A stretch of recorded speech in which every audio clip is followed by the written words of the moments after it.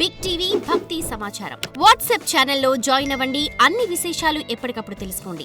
మనం గోచారంలో ఒకసారి గమనిస్తే కూడా బుధాదిత్య యోగం కూడా ఏర్పడింది కదా గురుగారు. అది ఎప్పుడు ఏర్పడుతుంటాయి దగ్గర దగ్గర, ఎప్పుడు బుధుడికి రవికి దగ్గర దగ్గరే ఉంటుంటాయి. ఎప్పుడు దగ్గర అయితే ఆ బుధాదిత్య యోగాలు ప్రత్యేకంగా ఏర్పడే లక్షణాలు కన్యా, మిథున రాశి, సింహరాశులు ఉన్నప్పుడు ఒక తీరుగా ఉంటుంది. అవి సహజంగా ఉండేటివి. అయితే ఒక్కొక్కసారి ఈ అస్తమయాలు, ఉదయాలు, బుధుడు అస్తమయం, బుధోదయం, శుక్రుని అస్తమయం, శుక్రుని ఉదయం. అయితే ఇవన్నీ మౌఢ్యాలు. ఏది అస్తమిస్తే ఆ గ్రహాన్ని మౌఢ్యం కింద తీసుకోవాలి. కానీ ప్రకాశితంగా మనం గురువు శుక్రుల్ని తీసుకుంటాం. అయితే దీంట్లో విశేషంగా ఏంటంటే ఈ అస్తమయాలు ఇవి తర్వాత మనం ఇంకోటి చెప్పుకోవాల్సింది ఏంటంటే మనకి సరిగ్గా పూర్వభాద్రలోనే చంద్రగ్రహణం పడుతున్నది భాద్రపద మాసంలో. మరి ఈ భాద్రపద మాసం వరకు, ఈ పితృపక్షాల వరకు ఈ ఉత్తరాయణం అంతా ఒక తీరుగా, ఆ తర్వాత దక్షిణాయనం అంతా ఒక తీరుగా. అయితే మనకు ఇంకొక సూత్రం ఏముందంటే శుభగ్రహాలు ఎప్పుడు కూడా శుక్లపక్షమందు సంక్రమణం కావాలి. సంక్రమణం అంటే ఒక రాశి నుంచి ఒక రాశిలోకి వెళ్ళాలి. ఏది శుభగ్రహాలని శుభగ్రహాలు శుక్లపక్షంలో ఒక రాశి నుంచి ఒక రాశికి మారితే మంచి ఫలితాలు. అశుభగ్రహాలు కృష్ణపక్షమందు బయలుదేరాలి. ఇట్లా అని కూడా ఒకటి అట్లా కూడా చెప్పారు. అయితే ఈ పక్షాలతో వచ్చినటువంటి ఫలితాలు కూడా కొద్దిగా ఒక్కొక్కసారి ఇబ్బంది చేస్తున్నాయి దానివల్ల. అయితే ఇబ్బంది అంటే ఏదో ఒకటి జరుగుతుంటుందమ్మా, మనం చెప్పేటట్లేదు. అయితే ఇప్పుడు మీరు ఎందుకంటే ఛత్రంచామర రాష్ట్ర సంగ్రహ కుతర్క క్రూర కార్యవాక్యాంత్యజాహ అన్నారు. మనకు రాహు కారకత్వాలు తీసుకున్నట్టయితే ఇప్పుడున్న వాతావరణాన్ని మొత్తం అందులో మనకు చూపిస్తుంది. ఇప్పుడు రాష్ట్ర సంగ్రహ అంటే ఇప్పుడు వాస్తవంగా భారతదేశము యుద్ధం చేస్తున్నది భూమిని ఏదో వ్యాపింపజేయాలని కాదు. వాస్తవంగా మనం జరిగిన సంఘటనకు ప్రతీకార చర్యగా. ఇంకా చేయవలసిన యుద్ధం ఏముంది? కాశ్మీర్ను తీసుకోవాలి అంటే రాజ్యాన్ని ఆక్రమించాలి. మరి వాళ్ళది నిరంతరం పోరాటమే. ఎందుకో అది మనకు అర్థం కాదు. అది మరి కాని పని కూడా చేస్తుంటారు వాళ్ళది. అట్లా ఇదంతా ఈ కుతంత్రాలు, ఈ కుట్రలు ఇవన్నీ కూడా కొంత మనకు ఈ రాహు కారకత్వం, కుజకారకత్వం, కేతుకారకత్వంలో కొంత ఉంటుంది. ఆయన అంత దుర్మార్గుడు కానీ చేస్తే అది ఎవరిని కానీ రాకుండా చేస్తాడు. అట్లాగే శని కారకత్వాలలో కూడా మనకు శుభాశుభాలు సమానంగా ఉన్నాయమ్మా. శనిని కూడా పూర్తిగా మనం దుష్టుని కింద అనేటట్లేదు. ఆయన లేకపోతే కూడా కష్టమే. ఇప్పుడు వాస్తవంగా శని సేనాధిపతిగా ఉన్నాడు కాబట్టే అతి విచిత్రంగా అనుకున్న విజయం సాధించగలిగాడు. ఎక్కువ ప్రాణ నష్టాన్ని పెట్టలేదు. ఆస్తి నష్టాలు జరిగింది. నేటి యుద్ధంలో ప్రాణ నష్టాల కన్నా ఆస్తి నష్టాలు ఎక్కువగా జరుగుతున్నాయి. అప్పటి యుద్ధనీతికి ఇప్పటి యుద్ధనీతికి, యుద్ధ రీతికి కూడా తేడా ఉంది. కాబట్టి గ్రహకారకత్వాలు కూడా మనం కొన్ని మార్పులు వాటిని అన్వయించుకోవాల్సిన అవసరం ఉంటుంది. గురుగారు, ఇప్పుడు మనం చూస్తే మే 14కి మనకు గురుగ్రహం అనేది మిథున రాశిలోకి మారుతుంది. ఈ నేపథ్యంలో ఏ ఏ రాశుల వారికి ఎటువంటి ప్రభావం ఉంటుంది? గురువు అని అంటే మనకి శుభాన్ని ఇచ్చేవాడు, కానీ ఇప్పుడు 3వ రాశిలోకి వెళ్ళటం వల్ల ఏవైనా ఇబ్బందులు కలిగిస్తాడా? శని ఆల్రెడీ మీనరాశిలోకి వెళ్ళిపోయాడు. ఇప్పుడు మారుతున్నది ప్రధానమైన గ్రహం గురువు. ఈ గురువు ఒక సంవత్సర కాలం మిథున రాశిలో ఉండాలి. ఆయన అతిచారంలో ఉంటున్నాడు. అతిచారం అంటే ఉండవలసిన సమయానికన్నా ఎక్కువ అటు ఇటు అయ్యి కొంతకాలం కర్కాటకంలోకి వచ్చి మళ్ళీ తిరిగి మిథునంలోకి వచ్చి మిథునంలోకి ఈ సంవత్సరం పూర్తి చేసుకొని ఆ తర్వాత మళ్ళీ కర్కాటకానికి వెళ్ళిపోతాడు. ఇది ఆయన పని. ఆయన ఇప్పుడు మృగశిర నక్షత్రంలో సంచారం చేస్తున్నాడు. ఆ తదుపరి జూలై ఆ ప్రాంతంలో ఆరుద్ర నక్షత్రంలోకి వస్తాడు, రాహు నక్షత్రంలోకి. ఈ రాహు నక్షత్రం తర్వాత ఆయన స్వనక్షత్రం పునర్వసు. ఏ గ్రహమైనా స్వనక్షత్రంలో కొంత మేలు చేస్తుంది, అది ఎట్లన్నా ఉండండి. స్వరాశి స్వనక్షత్రయ. అయితే ఇక్కడ కుజ నక్షత్రము, రాహు నక్షత్రాలు. కుజుని నక్షత్రం కన్నా కుజ నక్షత్రంలో యుద్ధాన్ని ప్రారంభించాడు. ఆయన వెళ్ళిపోయే ముందు ఆపాడు. మృగశిర నక్షత్రం వృషభ రాశిలో ఉన్నప్పుడు యుద్ధం ప్రారంభమైంది, అంటే యుద్ధ వాతావరణం జరిగింది. ఇప్పుడు యుద్ధాన్ని ఆపాడు. రేపు 15 నాడు మృగశిర నక్షత్రం 3వ పాదం మిథునంలోకి వెళ్ళిపోతున్నాడు. అయినా ఆయనకి ఇంకా మృగశిర నక్షత్రంతో సంబంధం ఉంది. అయితే ఇదే సందర్భంలో 14వ తేదీ గురువు మారడం, వెంబడే రవి సంక్రమణం ఏర్పడడం. అంటే రవి వృషభంలో కృత్తికా నక్షత్రం.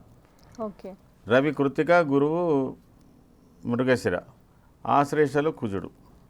సరే, ఇప్పుడు మీరు అడిగిన ప్రశ్న ఏంటంటే ఈ మిథున రాశిలో గురు సంచారం వ్యక్తిగత జాతకాల మీద ఎలాంటి యుద్ధాలు జరగకుండా ఉంటుందా, ఎలా ఉంటుంది దానికనే దాని మీద మీరు ఒకటి అడిగారు. అంటే ఇప్పుడు ఎక్కడ మనం గెయిన్ అవుతాం, ఎక్కడ లాస్ అవుతాం ఈ మారటం వల్ల?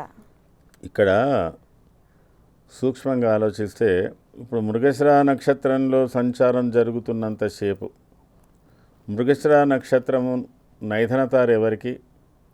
ఉత్తరాభాద్ర, పుష్యమి, అనురాధ, ఇవి నైధనతారలు. ఆ మృగశిర నక్షత్రంలో సంచారం చేస్తున్నంతసేపు కొద్దిగా ఇబ్బందిగా ఉంటుంది ఈ నక్షత్రాలకు. అలాగే ఆరుద్రకు వచ్చే వరకు కొద్దిగా వీళ్ళకు కొంత రిలాక్స్ అవుతుంది, మిగతా నక్షత్రాలకు వాళ్ళ ప్రభావం చూపిస్తుంది. ఇప్పుడు ఆరుద్ర అనేది ఎవరికి వస్తుంది? రేవతి, ఆశ్లేష వాళ్ళకి ఇబ్బందికరంగా ఉంటుంది, జ్యేష్ఠ. ఆ తర్వాత పునర్వసు. పునర్వసు ఎవరికి ఇబ్బంది అవుతుంది? మూల, మఖ వీళ్ళకు. అంటే దీన్ని బట్టి అయితే మనము స్థూలంగా ఏంటంటే ఒక 1 year టెండెన్సీ ఎట్లా ఉంటుంది అని చెప్పుకోవాలి. దానికి ఈరోజు ఏమిటి, రేపు ఏమిటి అనేది కాకుండా ఒక సంవత్సర కాలం పాటు మేషాది ద్వాదశ రాశులు, ఈ మేషాది ద్వాదశ రాశులకు గురు సంచారం ఏం జరుగుతుంది, ఏం చేస్తుంది కొంత అంటే ఇవి నక్షత్ర సంచారాలు జరుగుతున్నప్పుడు దీంట్లో కొంత మూర్తు నిర్ణయాలను ఉంటాయి. స్వర్ణమూర్త, రజితమూర్తి. అంటే దానివల్ల ఏంటంటే ఆ ఫలితాలలో తీవ్రతలు మొత్తం వ్యానిష్ కావు. స్వర్ణమూర్తి అంటే ఫుల్ రిజల్ట్స్ ఇస్తాడు, రజితమూర్తి కొద్దిగా తగ్గించి ఇస్తాడని చెప్పుకోవడం జరుగుతుంది. కానీ భావం ఏదైతే ఉందో ఆ భావానికి సంబంధించిన దాంట్లోనే ఆ మూర్తి ఫలితాలు వస్తాయి. అట్లా ఆ మూర్తి ఫలితాలు తీసుకున్నప్పుడు అయితే ఏమైందంటే కొన్నిటికి సహజంగా ఉన్న వాటికి మంచి అయ్యేదానికి కొంత అసహజంగా ఉంది అంటే కొంత శ్రమతో వాళ్ళకి మంచి ఫలితాలు వస్తాయని చెప్పాలి. ఉదాహరణకు మేషరాశి. మేషరాశి వారికి తృతీయ గురు సంచారము విరోధంచ శత్రుపీడాచ జ్ఞాతి ఆయాసో ధారపుత్రాదై మొత్తం మీద ఉద్యోగానికి సంబంధించినటువంటి విషయాల్లో కొన్ని మార్పులు ఉంటాయి. కొద్దిగా 3వ భావం మీద దాని యొక్క ప్రభావం ఎక్కువగా చూపిస్తుంది అని చెప్పడానికి వీలవుతుంది. ఏది గురు సంచారం మన మిథున రాశిలో. అట్లే వీళ్ళకు 12వ శని కూడా ఉన్నాడు. అవును, ఈ 12వ శని ఈ 3వ గురువు. మేషరాశి వాళ్ళు ఇప్పుడున్న ఈ సందర్భం నుంచి ఈ ఇయర్ ఎండింగ్ వరకు కూడా అతి సాహసమైన పనులు చేయలేని స్థితి, కొద్దిగా కాలానుగుణంగా సమయానుకూలంగా ప్రవర్తించవలసినటువంటి అవసరం ఉంటుంది. అడ్వెంచరిజం అనేది చేయకూడదు, చేయలేరు అని చెప్పడం మాత్రం జరుగుతుంది, ఎంత వేరే గ్రహాలు ఎంత అది ఉన్నా. అయితే ఒక్క విశేషం ఏమిటంటే ఈ సంవత్సరంలో పూర్తి చేయవలసిన పనుల కన్నా మరి ఇంకో సంవత్సరం ఆలస్యమైనా పర్వాలేదు అన్న పనులు మాత్రం పూర్తి చేయగలరు. ఎందుకంటే because of Rahu in 11th house. ఇప్పుడు నేను అదే అడగబోతున్నాను. ఇప్పుడు గురువు 3వ ఉన్నప్పటికీ కూడా రాహు లాభస్థానంలో ఉన్నప్పుడు వీరికి అదృష్టం కలిసి వచ్చే అవకాశాలు ఇక్కడ ఒకటి శని ఫిజికల్ ఎఫర్ట్, రాహు ఆల్సో కొంత ఫిజికల్ ఎఫర్ట్ అండ్ మోరల్ బూస్ట్కి సంబంధించింది.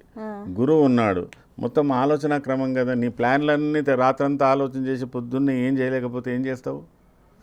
వాడు 3 ఆ పని చేస్తాడు, నీకు 24 గంటలు ఆలోచన చేయబడతాడు. మళ్ళీ ప్రారంభానికి వచ్చే వరకు మళ్ళీ మొదటికి చేయవచ్చు. అంటే ఇక్కడ గురు ప్రభావం వల్ల వాళ్లకు వాళ్ళ సాహసమైన పనులకు సరైనటువంటి ప్రోత్సాహాలు లభించవు. పరిసరాలలో కానీ ఇంటి సభ్యులతో కానీ ఏదైనా కానీ కొద్దిగా ఇబ్బందిగా ఉంటుంది. ఎక్కువ సంచారంతో ఉంటారు. అట్లాంటి విషయాలు దాంట్లో కనబడుతున్నాయి అన్నమాట. అది మేషరాశికి. అంటే కుటుంబ సభ్యుల నుంచి కాస్త చేయాలని ఉన్నా తనకు తానే మొదలు దాన్ని కన్ఫర్మ్ చేసుకోలేడు. డిటర్మినేషన్ ల్యాకింగ్ అవుతుంది అక్కడ. అంటే దృఢ నిశ్చయాలు చేయడానికి కొద్దిగా ఇబ్బంది పడతాడు. ఇక ఇతరుల ప్రోత్సాహాలతో చేసే పనులే కానీ తానుగా సెల్ఫ్ మోటివేషన్ తక్కువగా ఉంటుంది. అంతవరకు గ్రహించాలి, అంతకన్నా చెడిపోయేం కాదు. తర్వాత ఇంకొకటి ఏంటంటే కుజ ప్రభావం ఎలా ఉంటుందంటారు ఇప్పుడు? ఈ కుజుడి ప్రభావం కన్యా రాశిలో కుజుడి ప్రభావం వచ్చినప్పుడు మాత్రం ఒక నెల పాటు నెల 15 రోజుల పాటు ఎవరు చెప్పినా వినకుండా చేసే పనులు చేస్తారు. కొంత సాహసమైన పనులు ఒక నెల రోజులు చేసే అవకాశాలు ఉంటాయి. అది కుజుడి ప్రభావము ఒకవేళ ఆ దశలు నడుస్తున్నటువంటి వాళ్ళకి. ఏది ఇప్పుడు కుజ ప్రభావం మేషరాశి వాళ్ళకి ఎలా ఉంటుందంటారు? కుజుడి ప్రభావం మేషరాశి వారికి కన్యా సంచారం బాగానే ఉంటుంది ఒక నెల 15 రోజులు. తర్వాత మకర సంచారం బాగానే ఉంటుంది. మళ్ళీ కుంభ మీన రాశుల దగ్గర కొద్ది ఇబ్బందులు ఎదుర్కొంటారు. For more videos like this, subscribe Big TV channel.